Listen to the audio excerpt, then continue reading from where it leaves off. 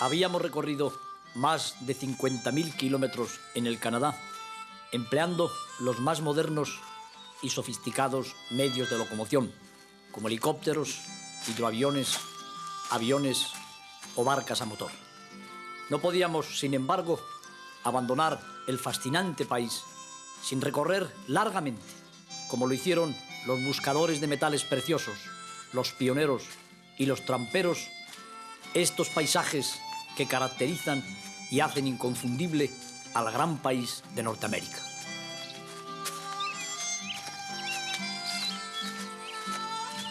La marcha por la taiga, el bosque representativo del norte del planeta, es un verdadero placer.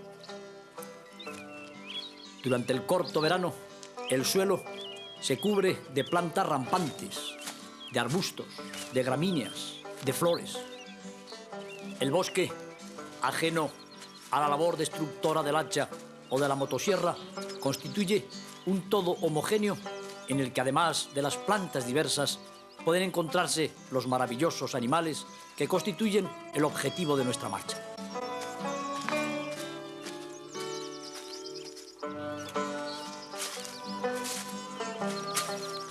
Como lo hicieron los antiguos cazadores de pieles, buscamos un roedor que está en el escudo del Canadá junto a la hoja del arce. Me refiero, amigos míos, al castor. El nombre científico, Castor canadensis. Las pieles de castor fueron el móvil de la gran industria peletera de Hudson Bay y de los territorios del noroeste. Y un hombre que vive aislado en el bosque en una antigua cabaña va a ser nuestro guía, el suizo Charles, en la prospección de los castores. Pregunto a este hombre solitario que pasa su vida en una antigua cabaña de trampero, el lugar donde podemos encontrar a los castores, el tiempo que tardaremos en llevar a cabo nuestra película. Puntualmente nos va informando de todas estas cosas. Nos llaman la atención las golondrinas que nidifican en el alero de la vieja casa de madera, exactamente igual que en la patria suiza de Charles, de donde él partió huyendo de la civilización hace muchos años. Ha encontrado un paraíso y para nosotros va a ser un guía inestimable. Gracias a él podremos conseguir nuestro propósito.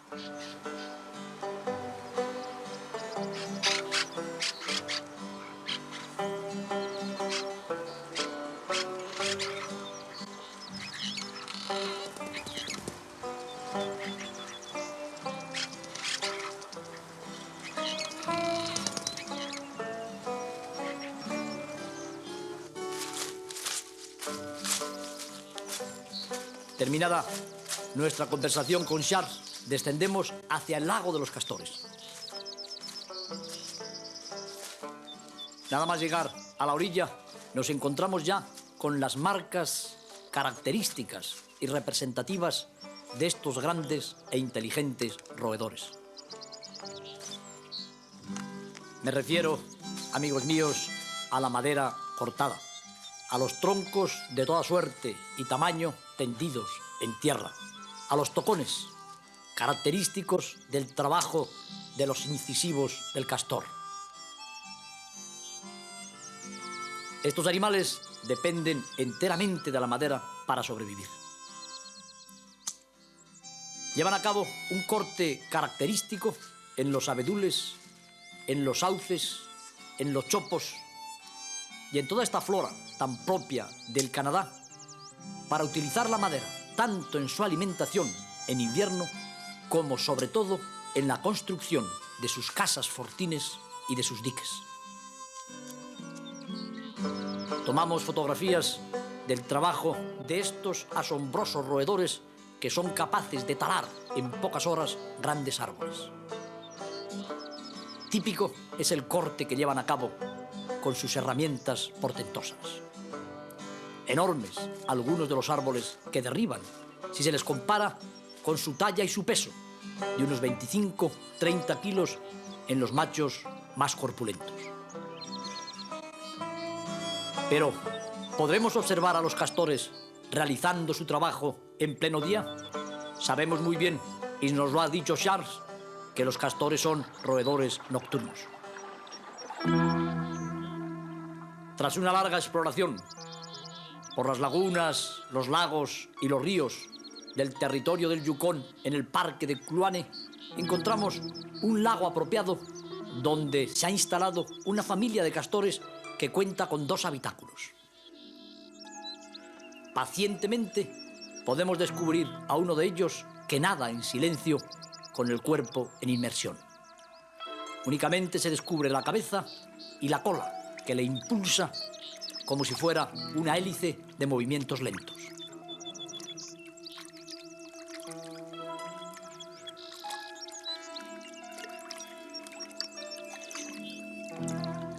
El castor, abundantísimo en otros tiempos en toda Norteamérica, en buena parte de Europa y en Asia, fue prácticamente exterminado en algunas regiones cuando la gran fiebre de la caza de pieles para la industria peletera.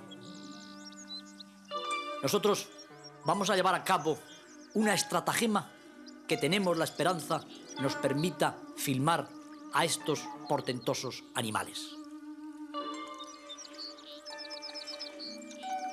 Pero antes podemos realizar una sucinta descripción anatómica. Perfectamente adaptados a la vida acuática, los castores, que son los segundos de los roedores vivientes en tamaño, pueden ocluir las fosas nasales, los orificios auditivos mediante esfínteres especiales. Se propulsan empleando su cola plana y las extremidades posteriores palmeadas. Pero mientras estudiamos la anatomía de los castores, voy contando yo a mi colaborador Manolo Peña, técnico de sonido del equipo, la estrategia que vamos a emplear para obligar a los castores a trabajar de día.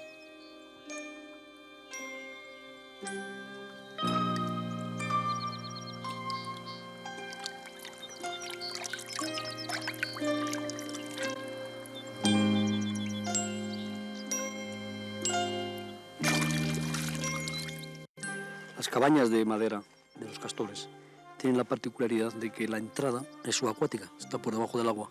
Entonces el castor, para meterse, se sumerge y llega aquí a esta plataforma perfectamente ventilada porque tiene unos canales de aireación, unos conductos aquí en la parte alta. Al haber roto nosotros el dique, va a descender el nivel del agua y entonces la entrada de la cabaña se va a quedar al alcance de cualquier enemigo de los castores. Pero ellos, espero, que rápidamente empiezan a reconstruir el dique para que vuelva el nivel del agua y mantengan esa situación tan formidable que hace que el castor, que es un roedor grande de buen tamaño, esté al salvo, por ejemplo, del lobo, del coyote o del lince.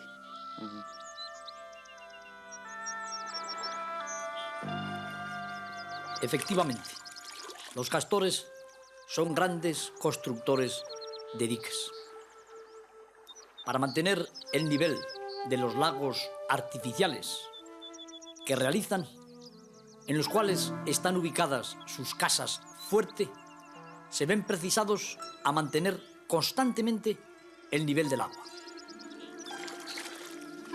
Esto favorece no solamente la vida de los propios castores, sino de algunos animales, como los alces, que se alimentan en verano y primavera de vegetación sumergida. En este aspecto, la misión ecológica de los castores no puede ser más beneficiosa. Hasta tal punto es así que en toda Norteamérica se han repoblado los castores en aquellos lugares de donde desaparecieron como consecuencia de la caza masiva de pieles. Ha llegado a lanzarse en paracaídas en las regiones inexpugnables a los castores que iban dentro de cajas que se abren automáticamente cuando tocan el suelo. Deambula la focha americana por el lago de los castores. Y nuestra cámara, descendiendo lentamente desde los troncos de los abedules que constituyen la materia básica para la construcción de los habitáculos y de los diques, y cuya corteza es el alimento invernal de los castores, va a descubrir la brecha que acabamos de llevar a cabo en el dique. El agua se precipita ruidosamente por ella. En unos pocos minutos descenderá el sagrado nivel del lago artificial. Tienen sentidos los castores para darse cuenta de este hecho inmediatamente. Apenas comienza a precipitarse el líquido elemento por la brecha abierta en el dique, cuando uno de los adultos se dirige rápidamente hacia el lugar.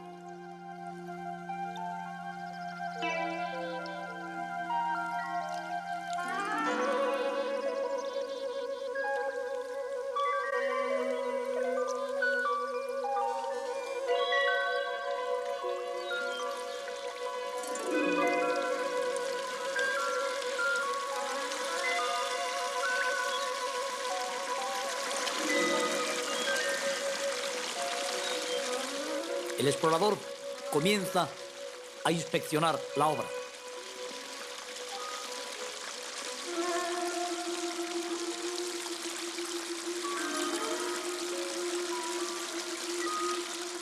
Inmediatamente descubre la ruptura de la esclusa. Parece como si tomara notas mentalmente de la cuantía de los daños. Y raudo se va hacia el fondo del lago, hacia la zona donde están ubicadas las casas Fortín. ¿Cómo comunicará nuestro castor a sus semejantes que ha surgido un daño en las obras hidráulicas?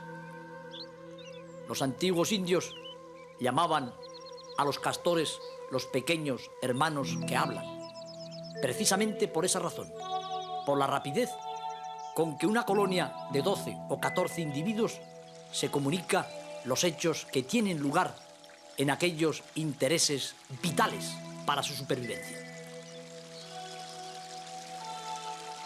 3 especímenes llegan a la ruptura del dique. Estos lo examinan con mucho más detenimiento.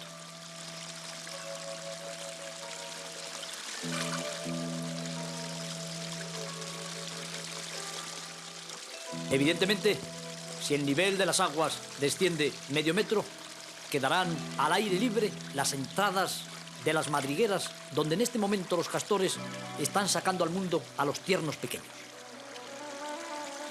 Resulta imprescindible que el trabajo de reparación se lleve a cabo lo antes posible. ¿Serán capaces, amigos míos, los castores, de cohibir la enorme hemorragia que está dando al traste con todo el equilibrio de sus obras hidráulicas?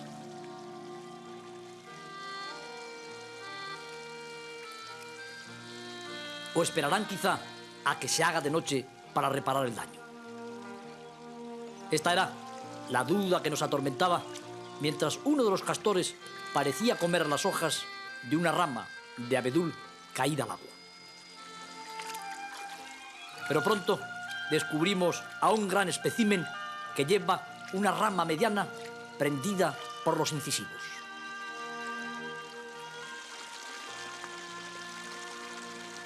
¿Serán capaces los castores de reparar la brecha en pleno día?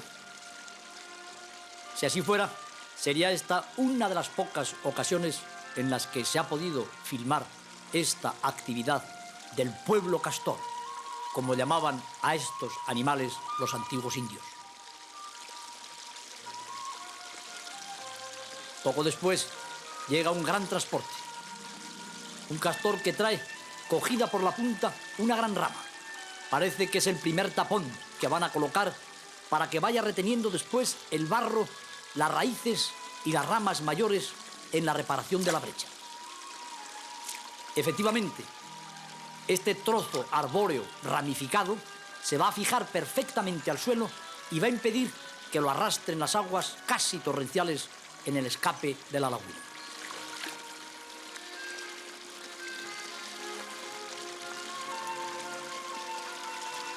Se dice que los castores fueron los inventores del cemento armado.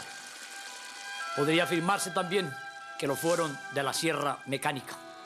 Este gran ejemplar, sin embargo, parece que desiste de obtener una buena viga para apuntalar la obra en el dique. Quizá la prisa le lleva a la búsqueda de material más ligero.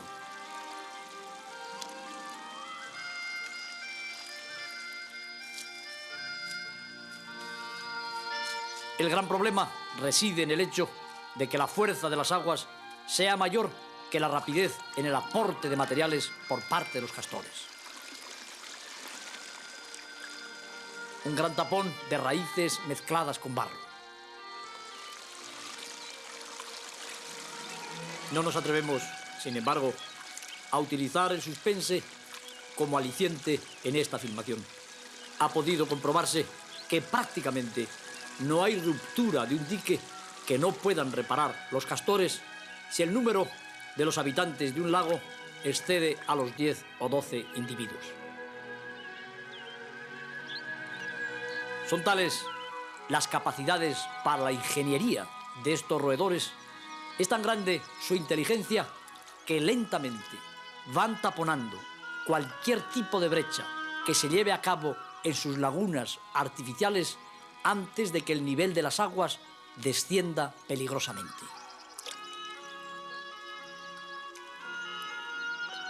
No tiene que sumergir tanto la cabeza para comer, como consecuencia de nuestra obra, el joven alce que está atiborrándose durante todo el día con las plantas subacuáticas.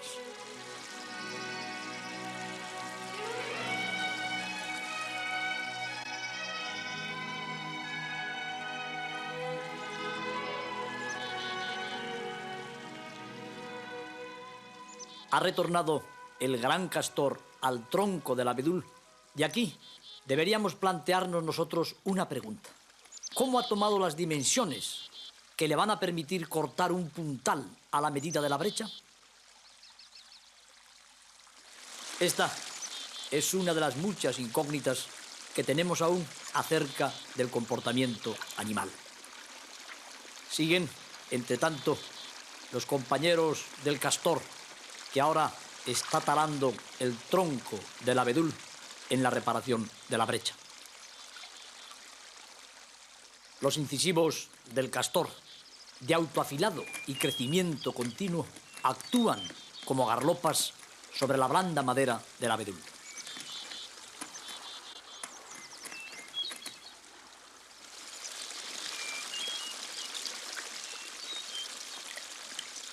Lentamente, sus compañeros van aportando barro mezclado con raíces, piedras, simples plantas acuáticas, todo cuanto puede ir cohibiendo la pérdida de agua en el pantano familiar. El gran adulto va a rematar la obra.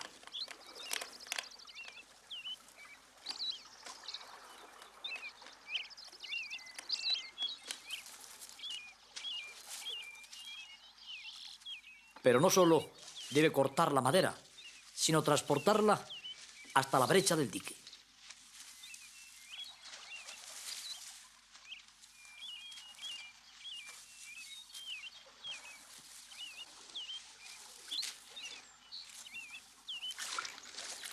En el agua, el trabajo resulta ya mucho más fácil. Ha podido comprobarse, aunque aquí no nos haya sido posible firmarlo, dada la estructura de las presas, que los castores han construido canales hasta de 300 metros de largo para transportar la madera por un auténtico laberinto que se interna en los bosques. Este trabajo favorece la reproducción de los peces, la irrigación de las tierras y cambia prácticamente la ecología de regiones norteamericanas enteras.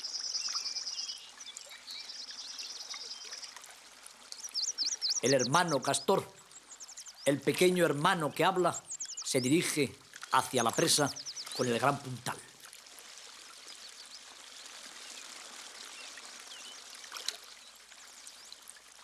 Va a estar, sin embargo, muy terminada la obra cuando llegue con el gran madero.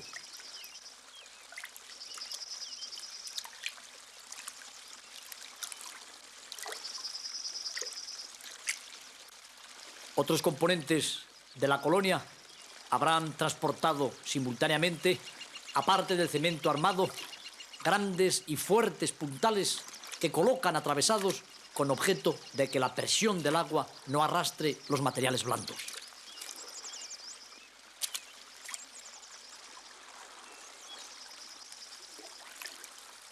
Y ahora, cuando los castores parece que han cohibido finalmente la pérdida de agua en su pequeña laguna, nos hacemos nosotros una nueva pregunta. ¿Son realmente inteligentes? Hablando de inteligencia a escala humana, estos grandes roedores.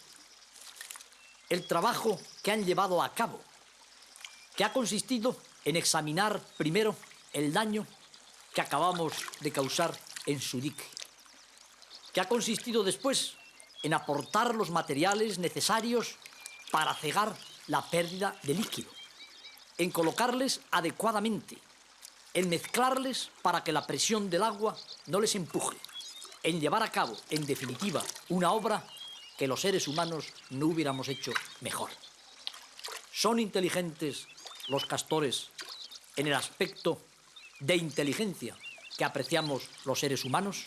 Es decir, una inteligencia reflexiva, capaz de reaccionar de maneras distintas ante diferentes situaciones. Los etólogos que han estudiado durante años con todo detenimiento el comportamiento de los castores en la naturaleza y en el laboratorio nos dicen, queridos amigos, que no. Que los castores actúan según un comportamiento hereditario, que no necesitan comunicación de experiencias como hacemos los seres humanos a través de aquel lenguaje que pensaban los indios que poseían los pequeños hermanos castores.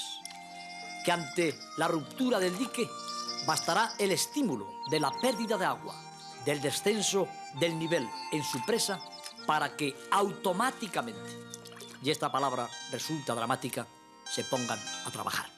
Sin embargo, parece que la experiencia adquirida da unos ciertos matices a estos automatismos, a estas pulsiones instintivas, a este comportamiento no inteligente en el sentido cultural, en el sentido humano, que ha llevado a las poblaciones de castores a realizar obras con tanta rapidez y perfección como no podían hacerlo los seres humanos antes de la invención del cemento armado y de las máquinas que nos permiten actuar sobre las corrientes de agua. Ante nuestros ojos, la brecha reparada.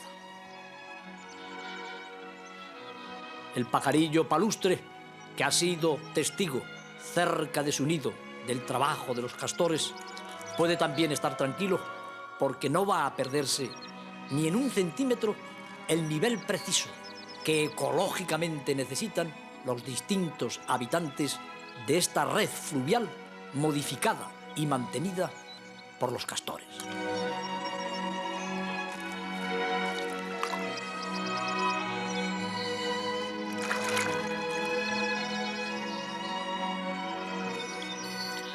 Aún pasarán horas que nosotros sintetizamos en algunas tomas, terminando la reparación de la brecha. Podríamos decir que refuerzan el primer tapón con objeto de que una rápida crecida, motivada por las lluvias del verano, no vaya a romper nuevamente la presa.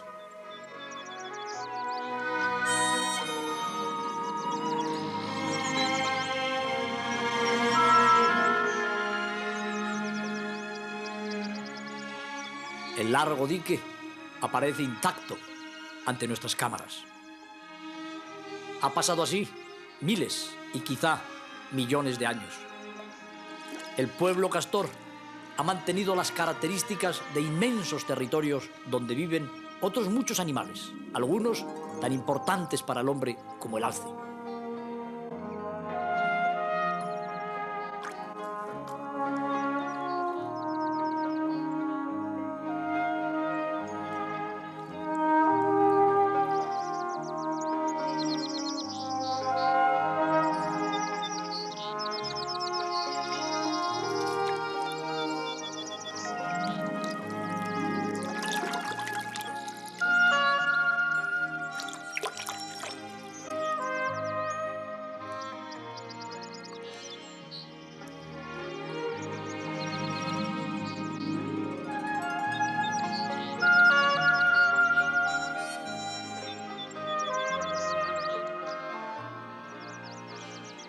Terminado el trabajo de reparación del dique, los castores se dedicarán inmediatamente a acicalar su pelaje, a limpiar sus sensitivas vibrisas, a lamerse las manos, a quitarse las porciones de material que han quedado entre sus dedos sensibles.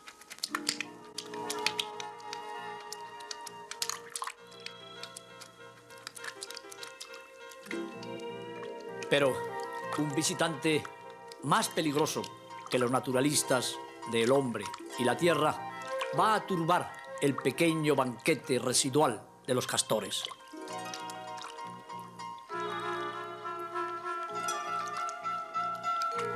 Me refiero, amigos míos, a la llegada del grizzly, el temible oso pardo norteamericano.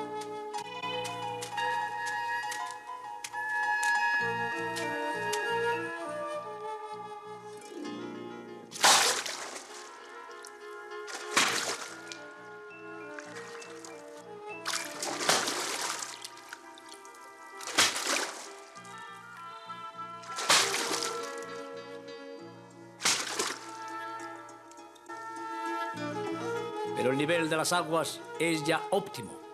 La entrada de los fortines es subacuática.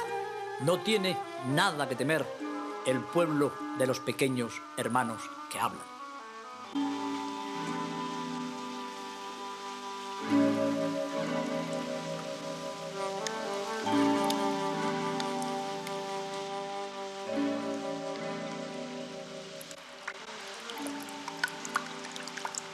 Pronto retornan las lluvias. Los escasos centímetros perdidos en el pantano de los castores volverán a recuperarse. Nosotros hemos cumplido con nuestra misión. Les hemos mostrado en una jornada apasionante cómo no solamente el hombre es propietario de esa actividad que orgullosamente llamamos la tecnología.